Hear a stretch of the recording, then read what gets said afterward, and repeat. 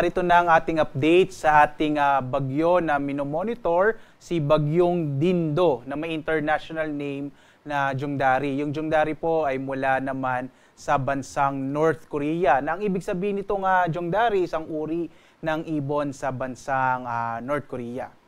So naging bagyo na nga yung low pressure area na ating minomonitor kahapon. Nandito siya huling namataan 640 kilometers northeast ng Itbayat sa Batanes.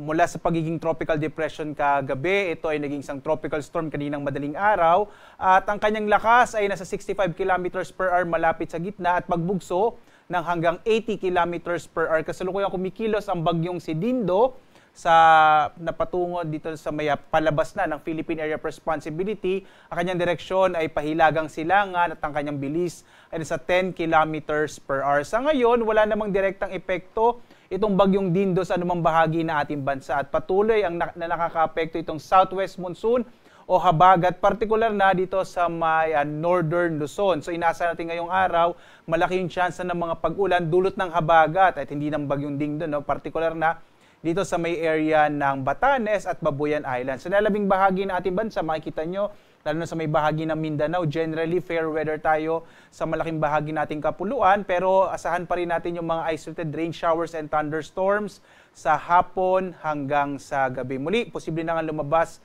ng Philippine Air Responsibility ang bagyong Dindo ngayong umaga. Narito yung track ng bagyong Dindo na huli nga nating namataan. Dito malapit na sa may boundary ng Philippine Area of Responsibility.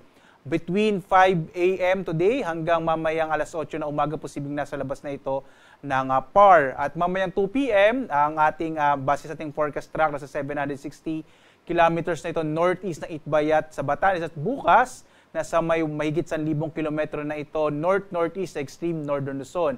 At dahil nga malayo itong bagyong Dindo sa ating bansa, wala tayong nakataas na anumang tropical cyclone warning signal sa anumang bahagi ng ating kapuluan at wala rin umuli itong direktang epekto sa anumang bahagi ng ating bansa. Hindi rin niya masyadong napapalakas ang hanging habagat. Kadalasan kasi yung mga bagyo na nasa typhoon category at ito yung nagpapalakas ng habagat. Sa ngayon, nasa tropical storm category pa lamang itong bagyong si Dindo. Kaya ngayong araw, makikita natin dito sa Luzon, malaki yung tsansa ng mga pag-ulan dulot ng habagat, partikular na sa may bahagi ng Batanes at Babuyan Islands. Sa nalabing bahagi ng ating bansa, generally fair weather ang mararanasan. Di ba na lamang paliting sa hapon, posible yung mga thunderstorms at mga rain showers. Yung agwat ng temperatura sa Lawag, 26 to 33 degrees Celsius hanggang 34 degrees Celsius to Gagaraw. Sa may Baguio, 18 to 25 degrees Celsius. Sa Metro Manila, medyo mainit pa rin, from 25 to 34 degrees Celsius. Sa Tagaytay, 24 to 32 degrees Celsius, habang sa Legazpi, 27 to 34 degrees Celsius. Dumako tayo sa Palawan, Visayas at Mindanao.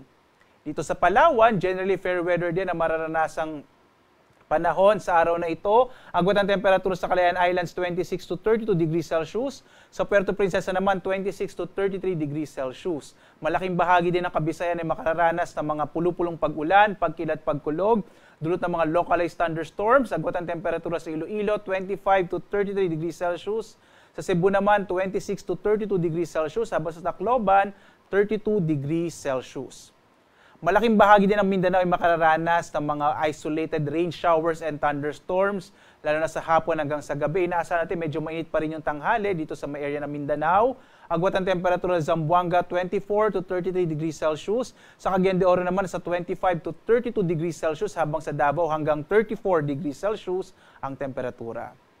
Wala rin tayong nakataas na gale warning sa anumang bahagi ng ating bansa, kaya ligtas naman pumalaot ang mga sakyang pandagat kahit na ang maliliit na mga bangka sa mga baybayin ng ating kapuluan. Iba yung pag-ingat na lamang kapag meron tayong thunderstorms na kung minsan nagpapalakas ng alon ng ating karagatan.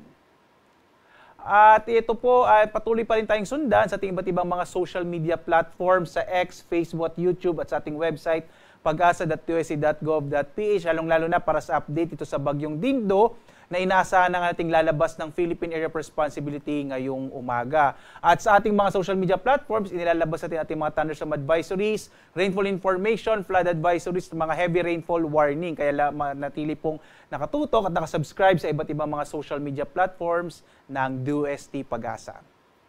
At live na nagbibigay update mula dito sa Pag-asa Weather Forecasting Center. Ako naman si Obet Badrina. Maghanda po tayo lagi para sa ligtas na Pilipinas. Maraming salamat po. Magandang umaga sa inyong lahat.